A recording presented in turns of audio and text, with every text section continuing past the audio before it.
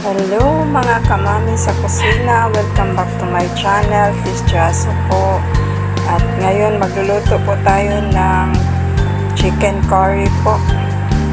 At naglagay na po ako ng mantika at painitin ng konti. At ayan, sinuti ko muna yung carrots at saka yung patatas. Mabilisan lang po ito.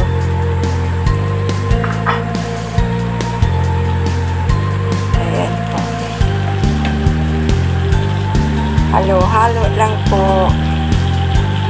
Ayan. At tanguin na po natin. Ayan.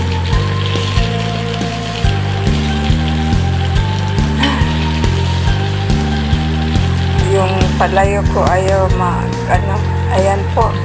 At naggisa na po ako ng bawang at saka yung luya pala at saka yung inuna ko yung luya, pagkatapos yung bawang, dayan yung sibuyas, tsaka pinabrown ko muna yung bawang po. Niluluto ko yung mga sangkap bago ko ilagay yung manok po para manasuot po yung aroma po sa ating chicken. Yan. Ilagay ko na po yung chicken. Pagkatapos lagyan natin ng pampalasa po.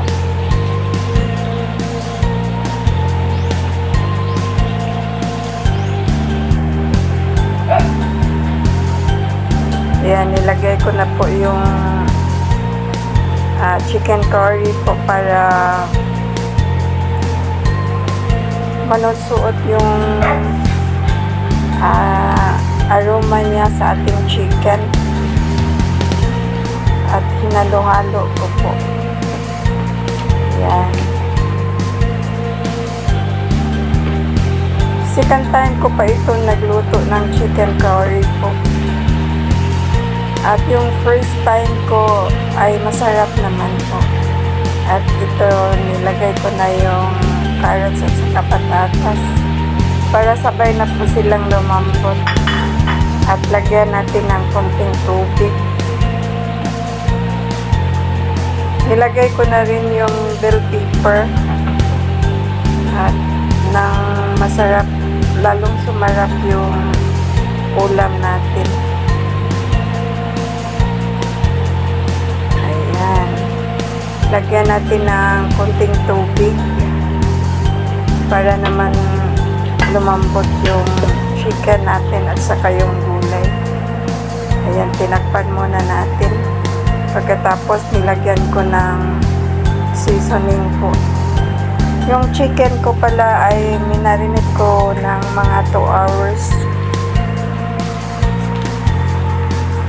Nilagyan ko na rin ng magic syrup po. Dagdag lasa na po ito. Ayan. Tsaka halo-halo ng konti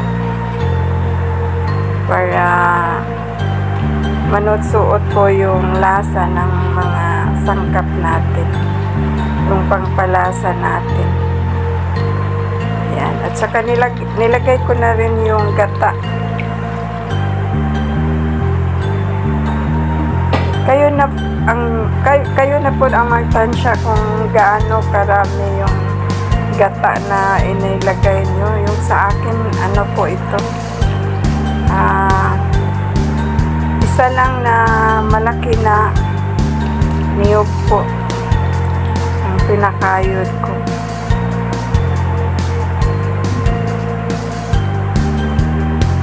Ayan. At pagkatapos nito, pakuluin na natin, palambutin na po natin yung yung chicken at saka yung gulay natin. Ayan. Hayaan lang po natin hanggang lumambot po ito. Lumambot lahat.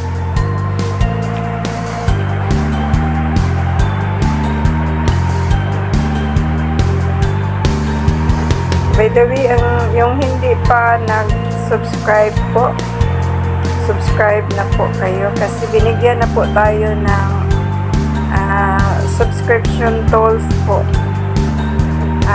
Ano lang naman, 55 lang po per monthly ang may bayad kasi. Ayan po, tinimplahan ko na, nilagyan ko din ng mahabang sili para yung medyo maanghang ba, matabang konti, kaya nilagyan ko ng asin na po kasi pangit kapag ang chicken curry natin ay yung maitim. Dapat yung kulay ng curry powder ang makikita sa niluluto natin. Yan, masarap na po ito. Hayaan lang natin na kumunti na yung tubig natin kasi nadamihan ko naglagay ng tubig sa aking gata. Ayan tuloy na ang daming sabaw.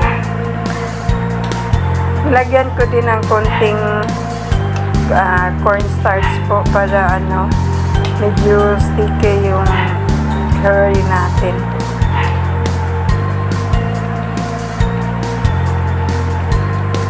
Amoy pa lang ang bango na po. Kasi masarap kasi sa chicken curry kapag marami ang luya. Opo. Ayan, ang bango na po niyan. At ang sarap na. Hayaan lang natin mag-reduce yung sabaw niya ng konti. Yan, dinagdagan ko ng yung siling mahaba para ang maanghang talaga. Mas masarap kasi ang chicken curry kapag medyo maanghang siya. Yung mga ngagat sa labi mo. Yan, masarap na yan. Malapit na po ito maluto. At po, paki-like lang po, comment and share sa ating video para maraming makapanood po.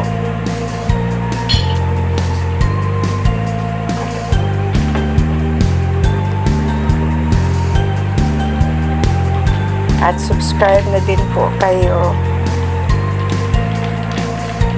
Nilagyan ko ng kunting tidbits po, pineapple tidbits para manamis-namis ng konti yung chicken curry natin. At saka nilagyan ko din ulit ng magic syrup para lalong sumarap po. At saka nilagyan ko po doon ng oyster sauce. Kunti lang kasi paubos na. Pagkatapos hanguin po natin. Wala na talaga, ubos na. Wala na akong stock. At saka halanguin natin ng konti. Mix lang po. Ayan, konti na lang po ang tubig niya. Luto na po kasi ito. Ayan, sarap na po. Sabi ng anak ko, ang sarap daw ng luto ko. Marami siyang nagkakain. Ayan, sticky na po yung po. At ayan po, luto na po ito at kain na po tayo at salamat po sa inyong panonood. Bye, God bless. Hanggang sa